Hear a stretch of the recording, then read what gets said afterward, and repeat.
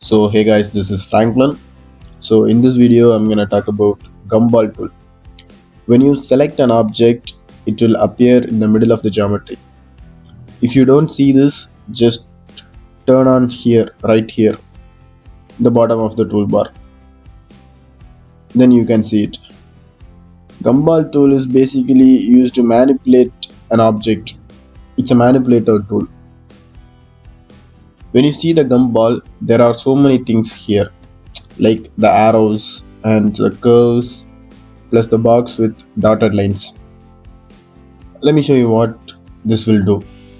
First, the red color is for x-axis and green color is for y-axis, blue color is for z-axis. So when I select an object, this will appear in the middle. Okay, if you want to change, you can change it. I will show you later. First, you can see there is a arrow is for move. When you move your cursor on the gumball, you will see some kind of stuffs in there: move, extrude, copy, numeric entry, move, gumball. These all are the things we can do in that arrow. Basically, the arrow is for move, and the curve is for rotate, and the box with dotted line is for scale. When you click and drag, you can move an object just like this. When you hold the alt key and then drag, it will make a copy. Yeah, as I said before, the red color is for x-axis. If you drag in the red color, this will move only in the x-axis. If you drag to the green color, this will move an object to the y-axis. If you want to move with the value, just click on the arrow and you can give the value.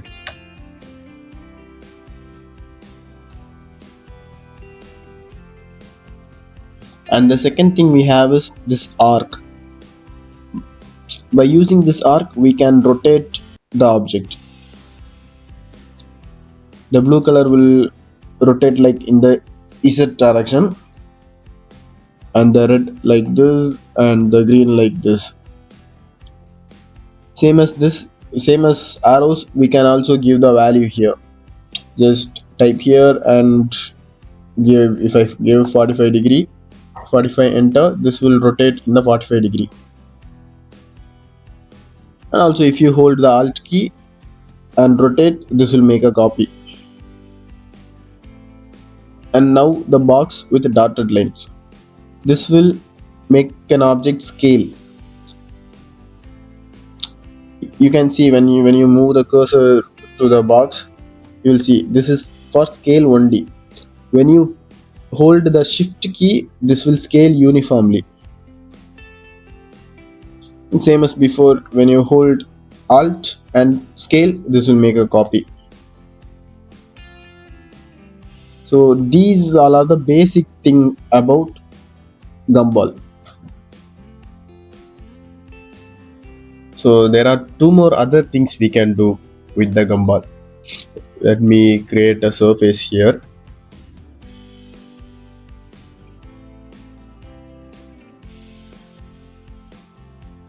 When you select the poly surface, you will not see the ball inside this. But if you see this, you can see a ball kind of thing in the arrow. By using this, we can extrude a surface. Extrude a surface or curve. But we cannot see this in the poly surface. We can only see in like in the surface and also in the curves. But in the curves, we can do something like, if you just click and drag it, this will make a closed poly surface. If you wanted to extrude only the curve without the closed poly surface, just hold the control key and drag, then it will create an open surface. And also if you hold shift key and drag, this will extrude the curve in both sides. And the another thing is, when you select a curve, you will see another a small line in the arrow. By using this we can cut an object, like just click and drag it in the up. This will act as a cutting object, I mean cutting curve. Now you can see we have cut this object into two pieces. But this option only available in Rhino 8. The previous version doesn't have this option. Again I will show you. Let's create a box here. So if you want to cut this, just draw a line, but the line should be under or above the object, and you can do however you want. Just a line, I mean just a curve, and select the curve and just click and drag the line. This will cut.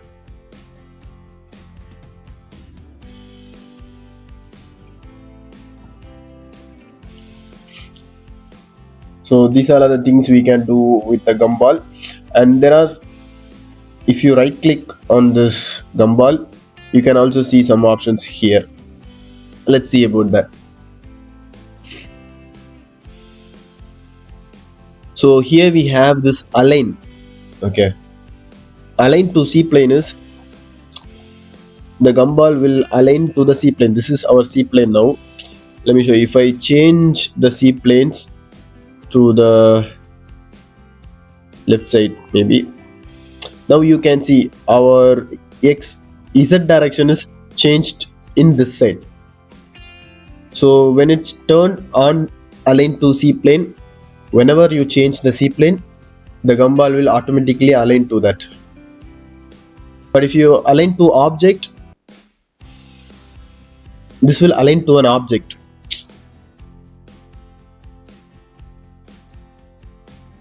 If you rotate this, the gumball will also rotate with it. And then we have align to world. If you choose align to world, this will always, in the x-axis will be in the right side, and y-axis in this way, and z-axis will be always up. And finally we have this view. When you choose the view, whatever the view, the gumball will be aligned to that. I will go back to C plane and make it as a top. Then we have these two options, snap dragging and smooth dragging.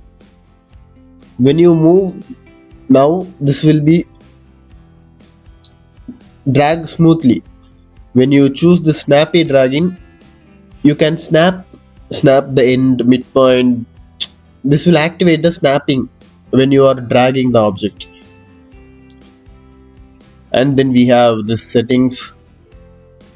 In the settings we can change the color of X, Y, Z axis and the sizes, and here we can change snappy and smooth. And the most important stuff is this one, rotate view around gumball. We can see this here also, rotate view around gumball. This should be on always, if you ask me, because if you turn off this, and now I have turned off this. If you rotate, we cannot control our viewport properly. Like this is, you can see this is rotating randomly. But if you turn on this, whenever you orbit, this will orbit around the gumball, so that when you are working with your 3D model, this will be more useful. So try to always turn on this.